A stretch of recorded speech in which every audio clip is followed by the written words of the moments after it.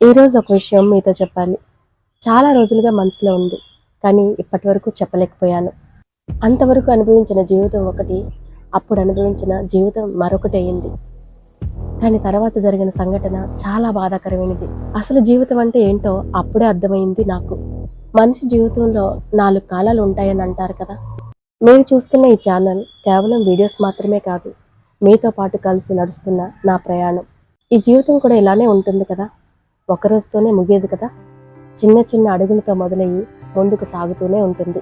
ఈరోజు గతాన్ని, ఇప్పటి వరకు జరిగిన ప్రయాణాన్ని, ఇక ముందు తీయబోతున్న విషయాలని కూడా మీతో పంచుకోవాలని నిర్ణయించుకున్నాను. ఈ వీడియో చివరి వరకు చూడాలని నా మనవి. చూస్తారు కదా, జీవితంలో ప్రతి క్షణం ఏదో ఒక ఆలోచన వస్తూనే ఉంటుంది కదా. అలా వచ్చిన ఆలోచనలన్నీ అనుకొని కొన్ని, అనుకోకున్న కొన్ని జరిగిపోతూనే ఉంటాయి. అలా జరిగినవన్నీ మంచి చెడు రెండు అవుతూనే ఉంటాయి కదా. అలా పుట్టిందే ఈ మన ఛానల్. ఈ ఛానల్ ప్రారంభించడానికి చాలా కారణాలు లేకపోవచ్చు, కానీ ఒక మంచి ఉద్దేశంతోనే ఇది ప్రారంభం జరిగింది. నాకు ఒక అభిరుచి ఉంది. పాతకాలం వస్తువులు, పద్ధతులతో పాటు మొక్కలు, జంతువులు, పక్షులు, వంటలు, ఇవి అవి కాదండి, అన్ని రకాలు నేర్చుకుంటాను, ఆచరిస్తూనే ఉంటాను, మధ్యలో వదిలేయకుండా. ఇలా ఎందుకంటున్నాను అంటే, నేర్చుకున్నవి కొంతకాలమే ఉంటాయంట, కానీ ఆచరించినవి అంత్యకాలం ఉంటాయని మా నాన్నమ్మ చెప్పేవారు. ఇక చాలామంది అడుగుతున్న ఒక విషయం, ఇలా మీరన్నీ ఎలా చేసేస్తున్నారు అని. దానికి ఒక రీజన్ ఉంది. పెళ్లి తర్వాత ముంబైలో ఉన్నామని ముందే చెప్పాను కదా. మేము ఉంటున్న ఏరియాలో ఒక చిన్న ఇన్సిడెంట్ జరిగింది. అదేంటంటే, ఒక మంచి కుటుంబం, ఆ కుటుంబంలో అబ్బాయికి పెళ్ళయింది. పెళ్ళైన తర్వాత ఏడాదికే ఆ అమ్మాయి ప్రెగ్నెంట్ అయింది. అనుకోకున్న ఒకరోజు కుటుంబం మొత్తం ఎక్కడికో వెళ్లాల్సి వచ్చింది. కానీ ఆ అమ్మాయి ప్రెగ్నెంట్ మూలాన ఇంటి దగ్గర వదిలి వెళ్ళారు. కానీ తర్వాత జరిగిన సంఘటన చాలా బాధాకరమైనది. వాళ్ళందరూ తిరిగి రాని లోకానికి వెళ్ళిపోయారు. ఈ అమ్మాయి ఒంటరైంది. తల్లి తండ్రి కూడా లేరు. అయిన వారందరూ వచ్చి ప్రాపర్టీస్ అన్ని తీసుకున్నారు. ఒక్కసారిగా రోడ్డున పడింది. కానీ అమ్మాయి అంత కష్టంలో కూడా ఎవరి సాయం కూడా తీసుకోకుండా తనకు తెలిసిన విద్యనే తను నిలబడడానికి ఆసరాగా తీసుకుని నిలబడి చూపించింది. ఆమె ధైర్యానికి నిజంగా ఆ రోజు ఆశ్చర్యపోయాను. ఆ ఇన్సిడెంట్ తర్వాత మా వారు నాతో ఒక మాట అన్నారు, ఎప్పుడు ఎవరికి ఎలాంటి కష్టం వస్తుందో తెలియదు కదా, అది ఎవరు ఊహించలేము కదా, అందుకనే అన్నీ నేర్చుకోవాలి అని. అలా నేర్చుకునేటట్టు ప్రోత్సహించారు కూడా. పెళ్ళైన నాటికి నేను డిగ్రీ మాత్రమే చేశాను. పెళ్లి తర్వాత MA BEd చేశాను. Interior designing, fashion designing, household ఆర్టికల్స్లో డిప్లొమా అండ్ కంప్యూటర్ కోర్స్ కూడా నేర్చుకున్నాను. వీటన్నింటినీ నేర్చుకోవటానికి ఎంకరేజ్ చేసి ముందుకు మా వారిని పంపించారనే చెప్పాలి. పెళ్లికి ముందు జీవితంలో మా నాన్నగారు కూడా అంతే. ఉమ్మడి కుటుంబం అవటం వలన ఇంటి దగ్గర ఉంటే ఎక్కడి మేము పాడైపోతామేమో అని చెప్పి హాస్టల్లో వేసేశారు. ప్రతి సమ్మర్కి ఇంటికి వచ్చినాక నాన్నగారు టైప్, షార్ట్ హ్యాండ్ ఇవన్నీ కూడా సమ్మర్ క్లాసెస్ పెట్టి నేర్పించేవారు. పెళ్లి తర్వాత కూడా అది అలా కంటిన్యూ అయిపోయింది. ఏ మాటకు ఆ మాట చెప్పుకోవాలి. నాన్నగారు లాంటి మంచి మనస్తత్వం ఉన్న భర్త దొరకటం నా అదృష్టంగానే భావిస్తున్నాను. ఇక ఇన్ని చేసినాక ముంబై లాంటి కమర్షియల్ సిటీలో జాబ్ చేయకుండా ఉంటామా? అలా జాబ్ చేస్తూ ట్యూషన్స్ కూడా చెప్తూ డిజైనింగ్ క్లాసెస్ కూడా చెప్పేదాన్ని. అలా చాలా మందికి లైఫ్ కూడా ఇచ్చాను నేను. ఇలా ఇంటిని, జాబ్ని, క్లాసెస్ని అన్నింటినీ మేనేజ్ చేసుకుంటూ ఫుల్ టైం బిజీగా ఉన్నప్పటికీ లైఫ్లో తెలియని ఏదో వెలుతుగా ఉండేది. ఆ తర్వాత మా వారు అన్న ఒక మాట మా కళ్ళ ముందు నిలబడింది. ఎందుకు ఆ రోజు అలా అన్నారో నాకు తెలియదు. అంతవరకు అనుభవించిన జీవితం ఒకటి, అప్పుడు అనుభవించిన జీవితం మరొకటి అయింది.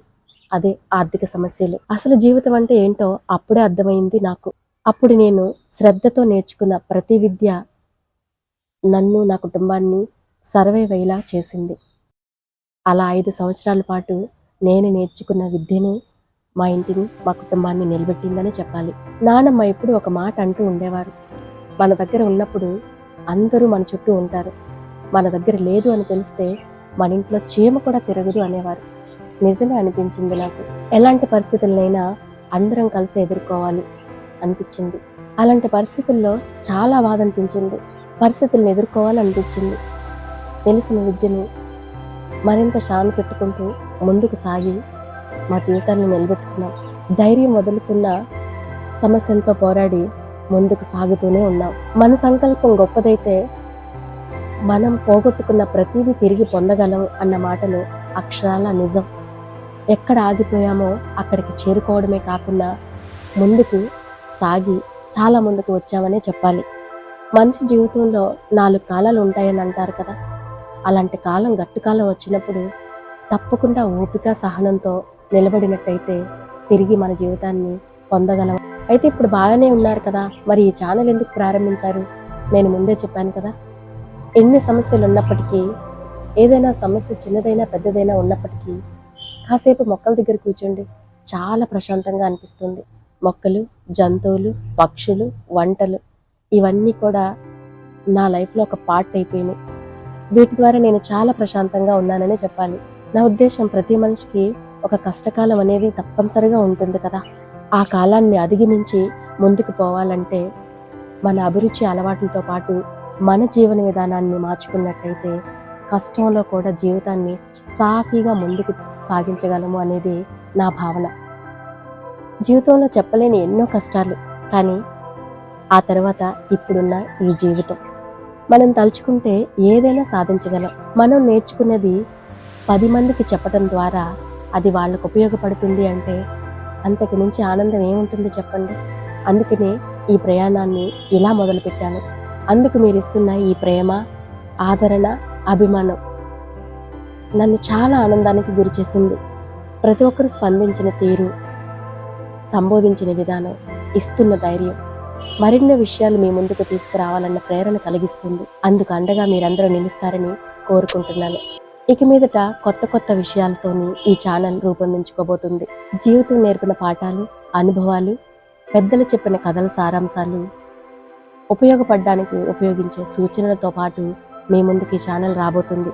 ఇలా ఇక ముందు కూడా మీరందరు ప్రేమాభిమానాలు చూపిస్తూ మరింత ముందుకు తీసుకెళ్తారని కోరుకుంటున్నాను. మీరు చూపిస్తున్న ఈ అభిమానానికి మా మాయి క్రియేషన్స్ తరపున మా హృదయపూర్వక కృతజ్ఞతలు, ధన్యవాదాలు.